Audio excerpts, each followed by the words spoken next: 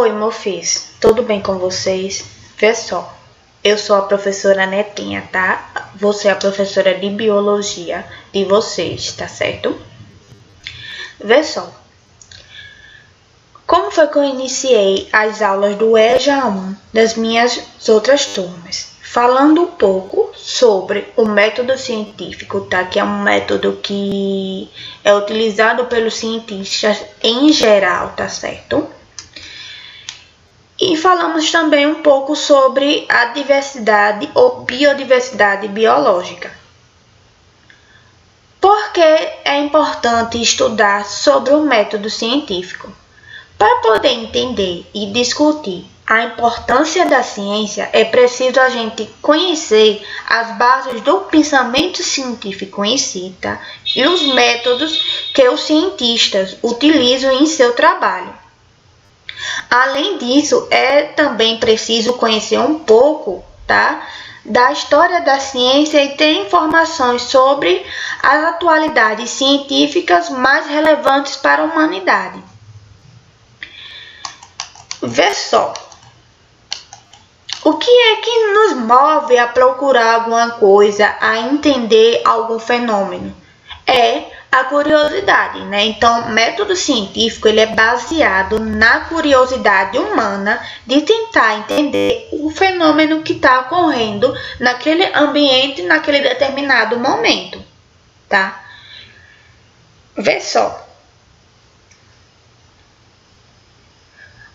Então, com isso, a gente vê que o método científico ele começa a partir da observação de um determinado fenômeno, tá certo?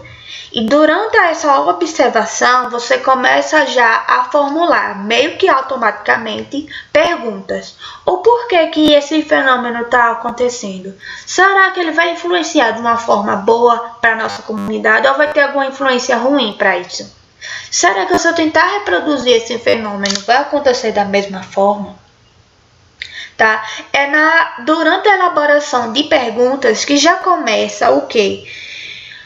O certo palpite do motivo pelo qual aquele determinado fenômeno que está sendo observado está ocorrendo. Então, automaticamente, a gente já está elaborando uma hipótese, tá? Hipótese vai ser o palpite do porquê que aquele fenômeno está ocorrendo. Vê só, além da hipótese, tentar explicar o que está acontecendo, o porquê que está acontecendo aquele fenômeno, tem-se também a teoria, tá? A teoria vai ser uma ideia mais ampla, tá? Uma espécie de modelo que vai explicar de forma coerente um conjunto de observações e perguntas, tá? Que está sendo abrangentes na natureza. Então, teorias vão ser visões amplas de como o mundo vai funcionar, de como aquele fenômeno está funcionando, tá certo? Ou a partir da elaboração de hipótese ou teoria, vem a fase de testes, que chamamos de fase experimental, tá certo? Onde o cientista em si vai testar aquela hipótese ou aquela teoria para ver se ela é verídica ou não, tá? E é durante o experimento que começa a análise dos resultados que está sendo obtido na fase de teste.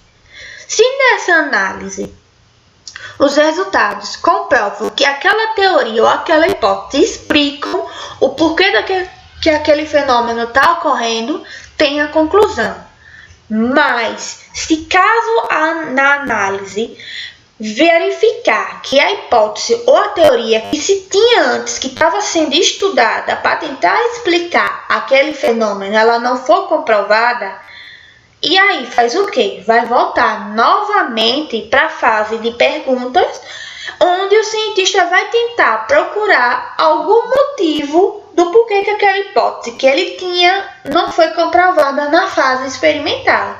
Aí começa novamente uma nova elaboração de hipótese, uma nova elaboração de teoria, para vir novamente uma nova fase de testes, certo?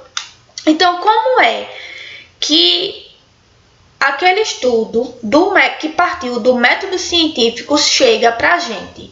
Como é que ele chega nos livros ou nas revistas ou jornais que vemos hoje, tá?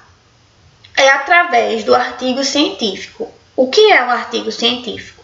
Ele é composto por 3 coisinhas: introdução, desenvolvimento e conclusão.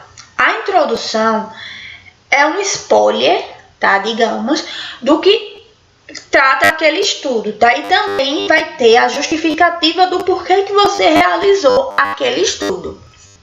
O desenvolvimento vai estar todo o trabalho em si que você realizou. Qual foi o seu material, qual foi o seu método, tá? Qual foi o tipo de teste que você utilizou.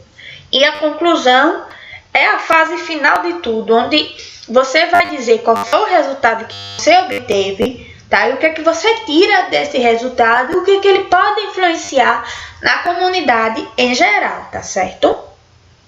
Então, com isso, a gente começa a entender a biologia como ciência. Não só a biologia, mas todas as disciplinas em geral, química, física, matemática e enfim, todas as disciplinas em si, a gente começa a entender como ciência, tá? Por quê? Porque ciência vai ser um método rigoroso de investigação da natureza, tá? Cujo principal objetivo é fornecer as explicações para os fenômenos naturais, tá certo?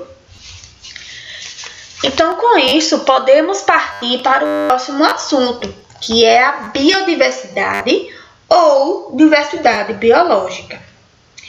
A diversidade biológica ela vai se referir, tá, à variedade de vida no planeta Terra, incluindo a variedade genética dentro das populações e espécies, tá? A variedade de espécies dentro da flora, da fauna e de fungos macroscópicos e também de micro-organismos, tá? A variedade de funções ecológicas que vão ser desempenhadas pelos organismos nos ecossistemas e também a grande variedade de comunidades, habitats e ecossistemas formados pelos organismos, tá? As funções ecológicas vão ser desempenhadas pelos organismos nos mais diversos ecossistemas, certo? Então, com isso, eu termino a aula de hoje e na próxima aula vamos ver um pouquinho sobre bioma, tá? E biomas terrestres.